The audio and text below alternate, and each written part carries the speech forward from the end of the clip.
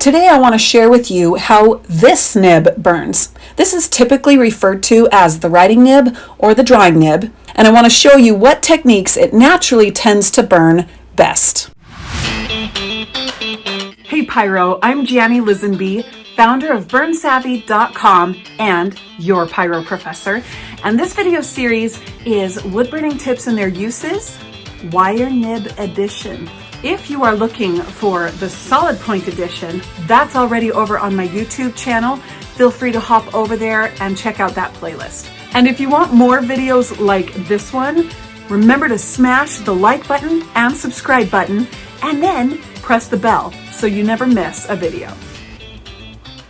Now remember, the point of these videos are not to show you what you can do with this nib, because I totally believe that you can do almost any technique with almost any nib if you try hard enough.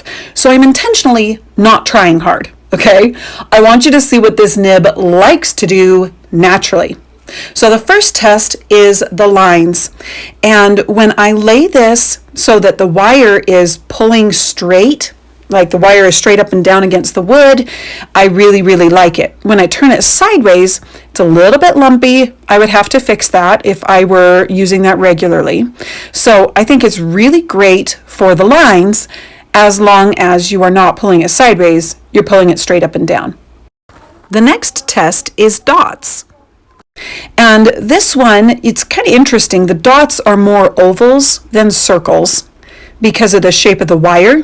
You can get a circular dot if you try harder, but again, I'm not trying hard, right? But you can see it gives a very interesting shape. So I think it does okay for dots. And then if you go faster and you're just barely touching the nib to the wood, it gets a little more round than oval. Next up are the curves. And I do like it for curves.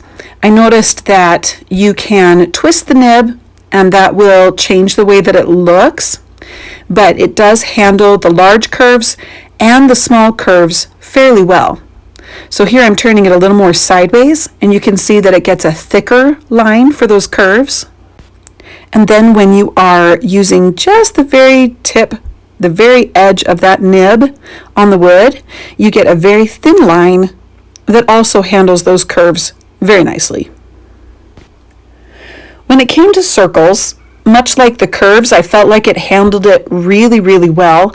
The circles you have to be a little more exact with than with curves, and so I wanted to see how well this handled it.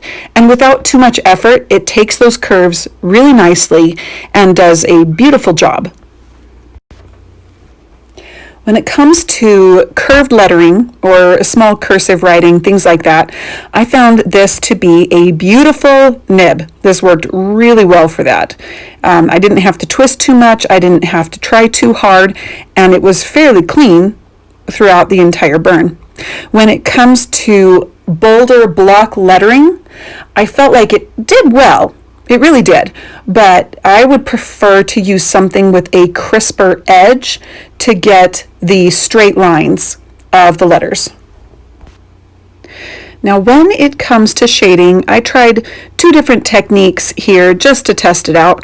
I did one where it's trying to make a gradient using stripes, right? Just going back and forth to give a really good idea of how that works. And then I did a circular motion, which is scumbling. And what I found was it takes a little bit of work. You can do it, but it's not my favorite.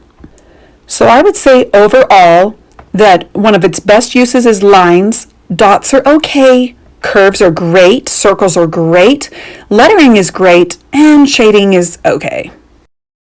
If this was helpful, you should definitely jump into the free 5-day beginner wood burning art challenge going on, where you're going to learn wood burning tips, techniques, and fundamentals that are going to help you get the clean, crisp lines and beautiful burned art that you've been craving. Join us at woodburningartchallenge.com/join to jump into the party. I'll see you there. Later, Pyro.